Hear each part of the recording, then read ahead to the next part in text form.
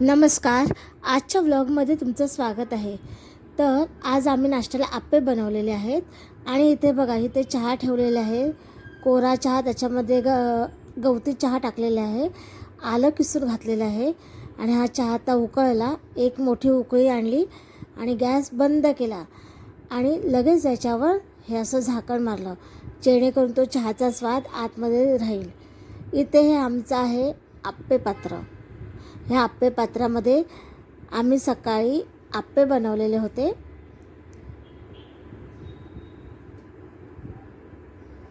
इथे आप्पे बनवलेले आहेत. हे बघा, हे आप्पे हे मिश्र डाळींपासून बनवलेले आप्पे होते. हे बघा, सकाळच्या नाश्त्यासाठी आता मी नाश्ता करायला घेते ना, तर मी आप्पे घेतलेले आहेत नाश्त्याला. हे आप्पे आणि चटणी असा हा माझा नाश्ता आहे आता.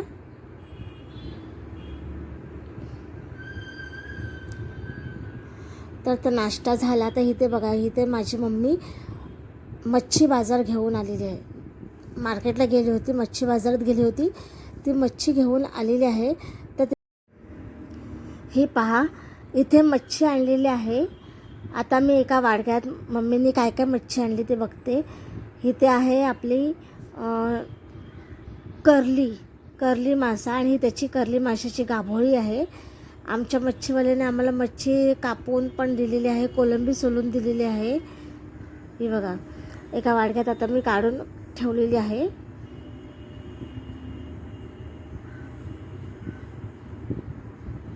हे बघा, आणि दुसऱ्या ह्याच्यामध्ये ही सुरमई आणलेली आहे. या पिशवीमध्ये ही सुरमई आहे. आता ही सगळी मच्छी मी साफ करून ठेवते. आता इथे मी मच्छी मॅरिनेट करून ठेवते आहे. याच्यामध्ये मी घेतलेले आलं लसूण पेस्ट, तिखट, हळद, मीठ. आता याच्यामध्ये आलं लसूण व्यवस्थित त्याला चोळून घ्यायचं. इथे एका साईडला मम्मी कोलंबी भात बनवत आहे. तिथे कोलंबी भाताची तयारी चालू आहे. कोलंबी भातासाठी पाणी उकळत आहे. इथे मी सगळी मच्छी फ्राय करून सगळी मच्छी मॅरिनेट करून घेत आहे. इथे बघा, टोमॅटो घातलेले आहेत.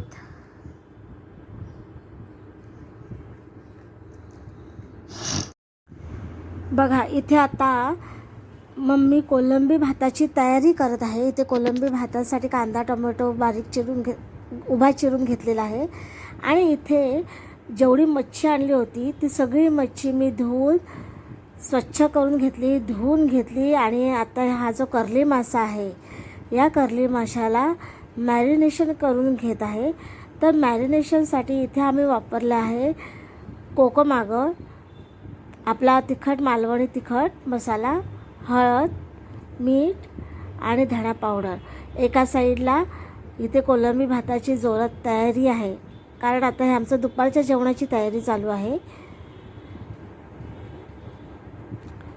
सो इथे आता हे कोलंबी भाताचं कांदा टोमॅटो परतवून घेतच आहे एका साईडला. एका साईडला गरम पाणी उकळत ठेवलेलं होतं आणि एका साईडला ही मच्छी आता मॅरिनेशनसाठी जात आहे. आता हा गाभोळी मासा जो असतो, गाभोळी ही आहे कर्ली माशाची गाभोळी, तर त्यालासुद्धा मॅरिनेट करून फ्राय करणार आहोत. आता इथे मच्छी फ्राय करण्यासाठी ठेवलेली आहे. कर्ली मासा फ्राय होत आहे. त्याला सर्व मॅरिनेशन करून तिखट, हळद, मीठ, धणा पावडर, कोकमागल सगळं लावून आता रवा आणि तांदळाच्या पिठामध्ये घोळवून ठेवत आहोत फ्राय करण्यासाठी. एका साईडला आपला कोलंबी भात तयार झालेला आहे. कोलंबी भाताची रेसिपी आपल्या यूट्यूब चॅनलवर आहे.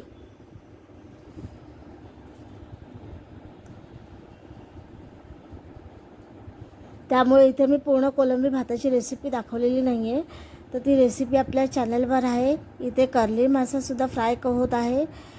तर अशा पद्धतीने आपलं जेवण दुपारचं तयार होत आहे. ही बघा, ही गेली गाभोळी फ्राय होण्यासाठी.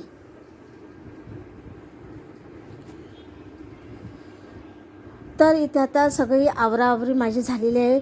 उरलेली जी मच्छी होती, कोलंबी, सुरमई आणि ते कोलंबी होती, सुरमई होती आणि उरलेला कर्ली मासा होता, तो सगळा आपण मॅरिनेशन करून आता फ्रीजमध्ये आवरून ठेवत आहोत. हे बघा, अशा पद्धतीने मी हळद, तिखट, मीठ सगळं लावून ठेवलेलं आहे मच्छीला. आणि आता मच्छी आम्ही नेक्स्ट टाईम, म्हणजे आज बुधवार आहे, उद्या गुरुवार आणि शुक्रवारसाठी ही मच्छी आम्ही ठेवलेली आहे. तसंच आलं लसूण पेस्टसुद्धा आम्ही अशी बघा करून ठेवतो. आलं लसूण पेस्ट सुरमईला लावून झालेली आहे. हे आता कोथिंबीरसुद्धा मी फ्रीजमध्ये ठेवणार आहे. हे सगळं जे फ्रीजमध्ये ठेवण्याचं सामान असतं ना, ते एकत्र मी अशा सुपामध्ये घेऊन येते, म्हणजे एकत्र वेळ वाचतो. बघा, ह्या आलं लसूण पेस्ट, आता हे सगळं व्यवस्थित झाकण मारून, तर हे बघा अशा पद्धतीने ही मच्छी सगळी फ्रीजमध्ये अरेंज करून ठेवलेली आहे. हे बघा, तर आता इथे दुपारचं जेवण तयार झालेलं आहे. आता आम्ही तिघंच जण जेवायला असल्यामुळे, मुलं तर आजोळी गेली आहेत, आता आम्ही तिघंच जण जेवायला असल्यामुळे जास्त जेवण केलेलं नाही आहे. फक्त कोलंबी भात आणि मच्छी फ्राय आहे. तर तुम्हाला हा आजचा व्हिडिओ कसा आवडल्यास लाईक करा, शेअर करा आणि आपल्या चॅनलला सबस्क्राईब करा. आणि हे बघा, सगळा ओटा माझा आवरून झालेला आहे.